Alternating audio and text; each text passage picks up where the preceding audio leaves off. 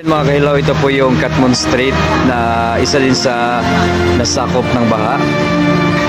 So ayan po mga kahilaw, ito po yung office namin. Din dito, sobrang bahaan. Ito naman ang Mayapi Street. Yan, nasakop din sa baha. So, sobrang hirap papasok sa trabaho. Ito yung Catmon Street and nasaan na yung Mayapis na wala? Natanggal, ayun, natanggal yung Mayapis. So yan ang office namin, kulay orange and white.